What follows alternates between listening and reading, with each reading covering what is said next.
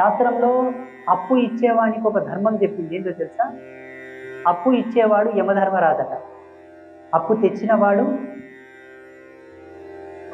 యమధర్మరాజు ఎవరితో కోతాడు? చచ్చిపోయేటోతో కోతాడు.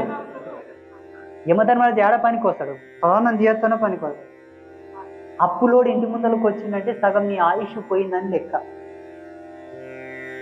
అందుకే పెద్దలు ఏమంటారంటే 5 ఏళ్ళు అడుక్కొని తినుగాని అప్పు చేయక అన్నారు.